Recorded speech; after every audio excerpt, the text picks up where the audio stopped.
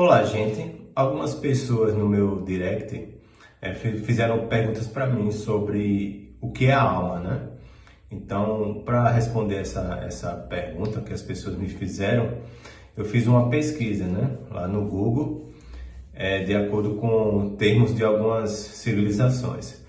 Mas a melhor de todas é que no passado as pessoas procuraram saber por que elas respiravam, por que elas estavam vivas e qual o tipo de nome que elas dariam, né, por elas estar vivas, né? Não só ser um ser humano, mas qual seria o tipo de termos, além do corpo humano, qual seria outro nome dado para se referir à vida, né?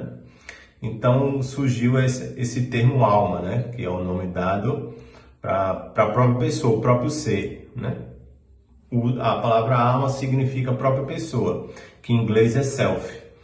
Então eu gostaria de ler na Bíblia, né? Porque nos judeus no passado, dependendo da Bíblia ser um livro que algumas pessoas duvidam se de Deus, ou se sim ou se não, mas lá naquela época eles realmente definiram, né?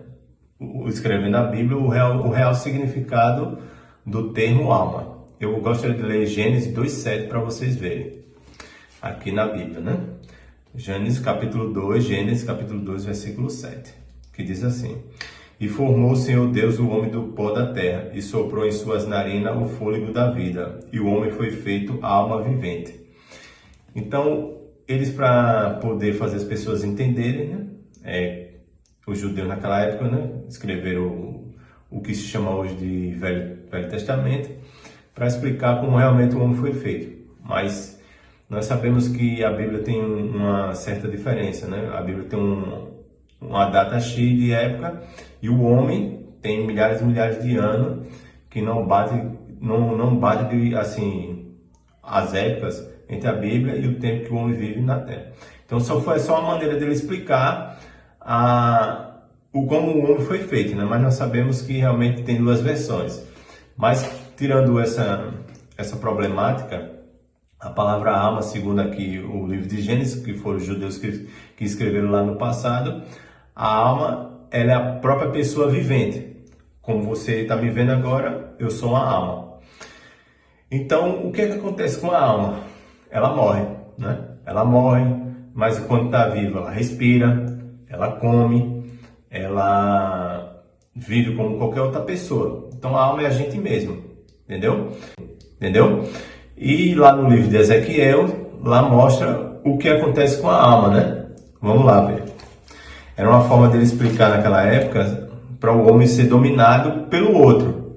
Então ele mostrava, né, por meio da Bíblia, como realmente o homem deveria viver. E o que aconteceria se o homem cometesse erro? Então eles trocaram o nome erro por pecado. Pecado significa quando você não consegue, numa direção, tipo uma flecha, lançar e não acertar o alvo.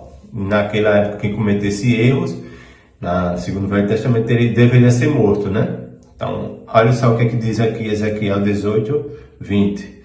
A alma que pecar, essa morrerá. O filho não levará a iniquidade do pai, nem o pai levará a iniquidade do filho. A justiça do justo ficará sobre ele e a impiedade do ímpio cairá sobre ele. Então aqui diz que a alma morre, não é aquilo que sai do corpo após a morte. Então, o que é a alma? É a gente mesmo. A alma sente sede, come, tem relações sexuais, tem filho. E depois de tudo isso, morre. E naquela época, se o homem cometesse um erro, a pessoa era punida. Quem morreu aqui? A própria pessoa, que é a alma. Então, entenderam aí? Então, não tem justificativa de acordo com as religiões. A alma, quando morre, sai uma alma. Não existe isso. E no próximo vídeo eu vou explicar o que é o espírito do homem. Entendeu? É isso aí.